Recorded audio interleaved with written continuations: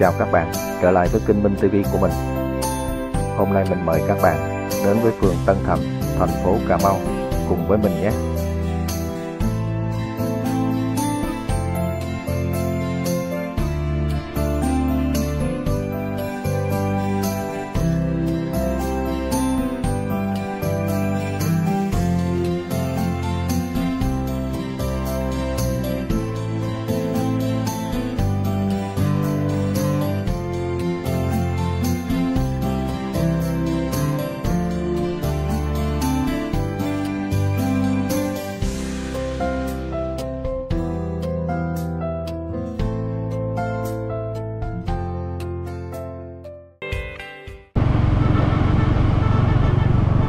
Nằm cách thành phố Cà Mau khoảng 7 km trên quốc lộ 1A hướng về Bạc Liêu thì đến chợ Đầu Lộ. Đây là chợ Đầu Lộ. Chợ Đầu Lộ nằm trên địa bàn của phường 6, thành phố Cà Mau.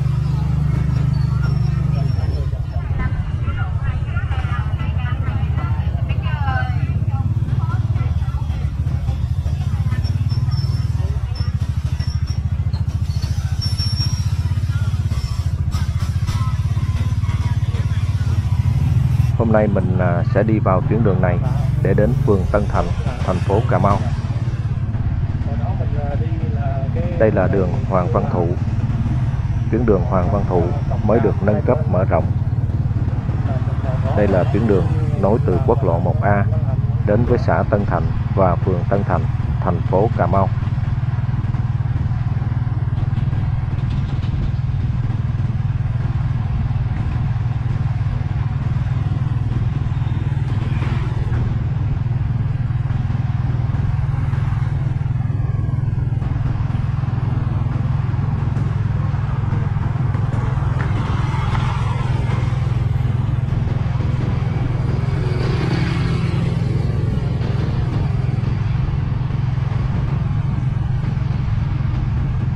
Từ chợ Đầu Lộ đi vào khoảng gần 1 km thì hết địa bàn của phường 6, đến địa bàn phường Tân Thành, thành phố Cà Mau.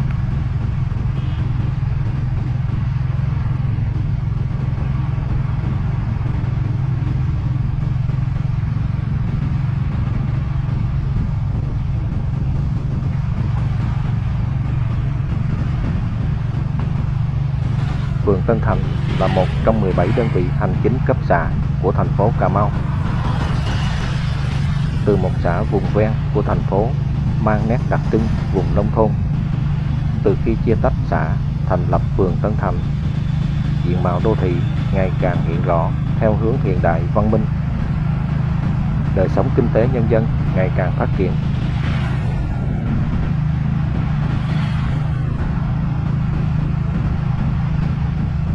Phường Tân Thành nằm ở trung tâm của thành phố Cà Mau, có vị trí địa lý: phía đông giáp xã Tân Thành, phía tây giáp phường 4 và phường 5, phía nam giáp phường 6, phía bắc giáp xã An Xuyên. Phường Tân Thành gồm có 5 khóm là khóm 1, khóm 2, khóm 3, khóm 4 và khóm 6. Phường Tân Thành có diện tích là 11,15 km². Dân số năm 2019 là 6.933 người. Phường Tân Thành được thành lập vào ngày 4 tháng 6 năm 2009 trên cơ sở tách ra từ xã Tân Thành.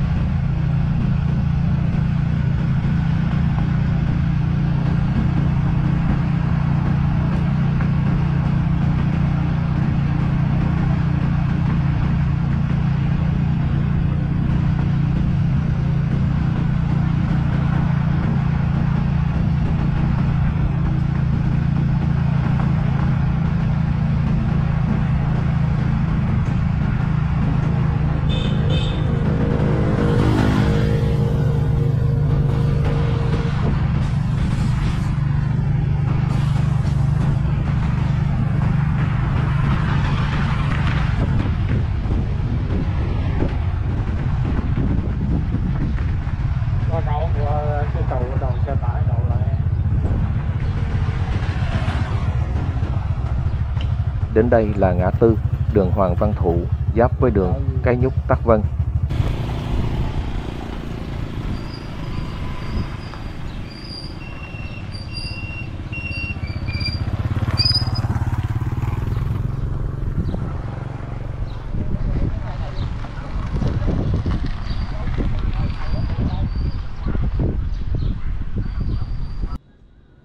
Đây là cây cầu nằm tại trung tâm của phường Tân Thành, thành phố Cà Mau.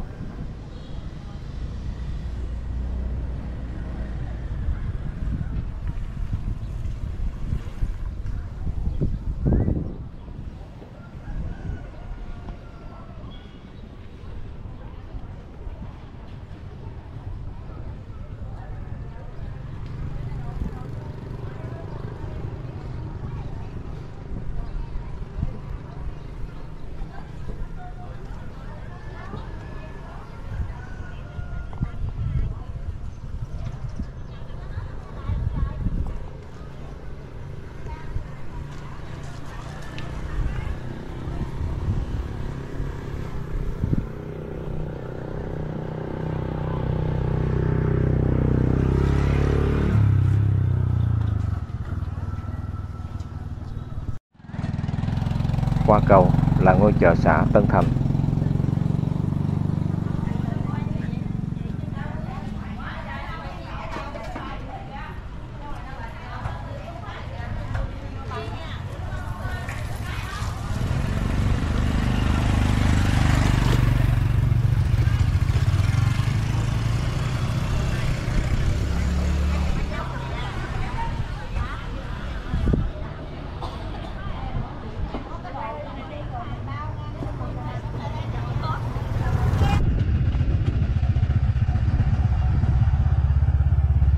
Bây giờ mình sẽ đi trên tuyến đường Vàm Cái Nhúc Tắc Vân để ra cầu Cái Nhúc trên tuyến Quảng Lộ Phụng Hiệp.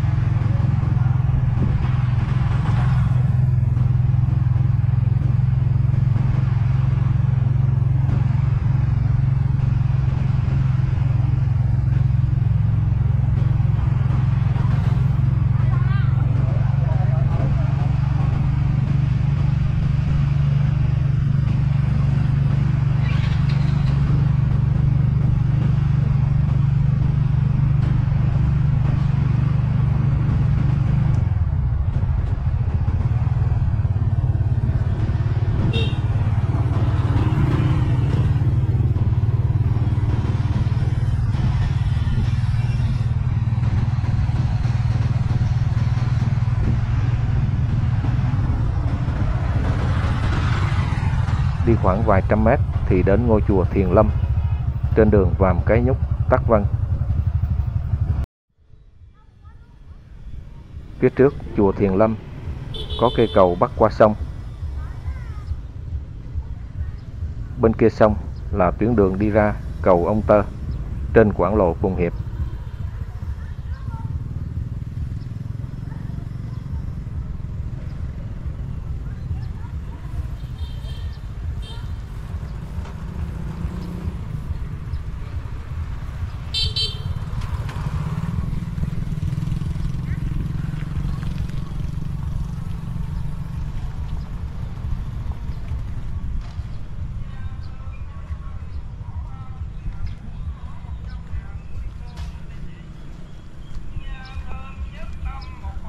Ngôi chùa Thiền Lâm nằm cách con đường khoảng chừng vài chục mét. Chùa Thiền Lâm tọa lạc tại khóm 4, phường Tân Thành, thành phố Cà Mau.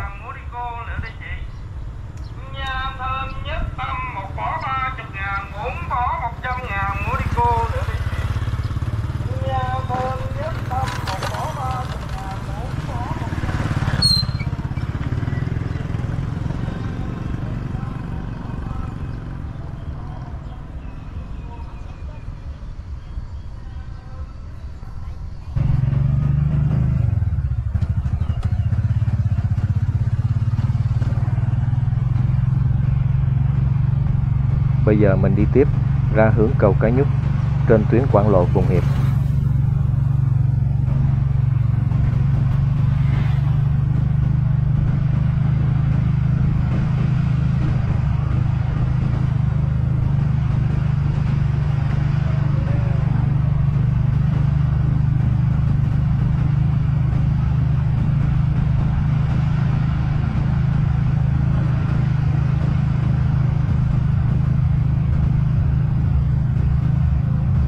tế, người dân phường Tân Thành, thành phố Cà Mau chủ yếu làm nông nghiệp. Tân Thành là vùng đất màu mỡ, thích hợp cho một số cây trồng và vật nuôi, cho ra nhiều sản phẩm có thế mạnh và mang tính đặc thù của địa phương. Trong đó, đặc sản cá trình, cá bóng tượng được thị trường trong và ngoài tỉnh ưa chuộng. Từ những năm 2000 trở lại đây, người dân Tân Thành đã mạnh dạn áp dụng khoa học kỹ thuật trong việc nuôi và nhân giống cá bóng tượng, cá trình, hình thành các vùng chuyên canh quy mô lớn. Trong đó tập trung chủ yếu ở xã Tân Thành và các phường xã lân cận như phường Tân Thành, xã An Xuyên, xã Lý Văn Lâm. Nghề nuôi cá trình, cá bóng tượng đã giúp cho nhiều hộ dân ở xã Tân Thành, phường Tân Thành và nhiều địa phương khác trong tỉnh Cà Mau đã có thu nhập từ vài trăm triệu đến vài tỷ đồng mỗi năm. Nhờ đó, nhiều hộ nông dân nuôi cá trình, cá bóng tượng đã có thu nhập cao và phát triển được kinh tế gia đình. Do đó, việc bảo hộ thành công nhãn hiệu tập thể cá trình, cá bóng tượng Tân Thành, thành phố Cà Mau nhằm giúp người dân phấn khởi tiếp tục phát triển ngành nuôi và từng bước nâng cao chất lượng giá trị kinh tế cho sản phẩm.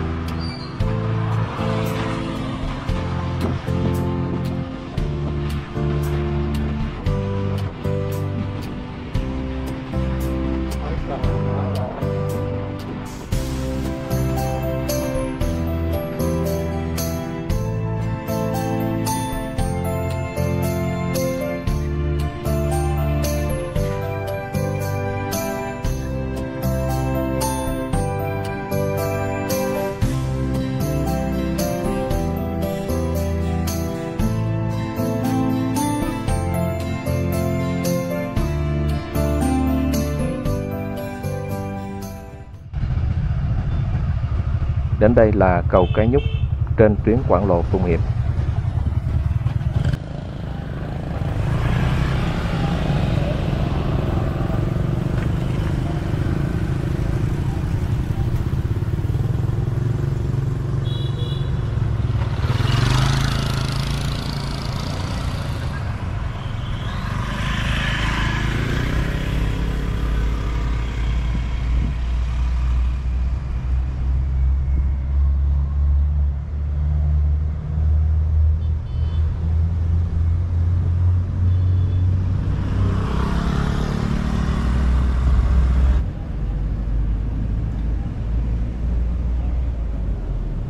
Cầu Cái Nhúc bắc qua rạch Cái Nhúc.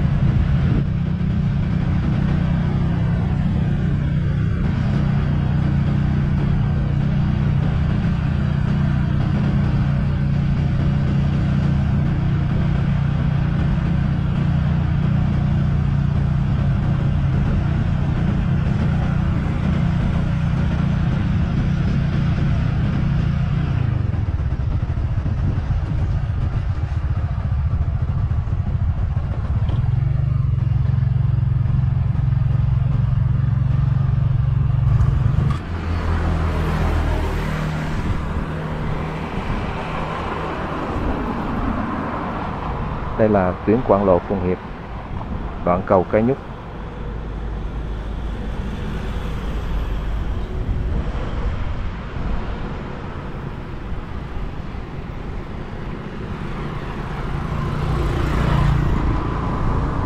Đến đây mình cũng xin tạm dừng. Xin mến chào và hẹn gặp lại các bạn.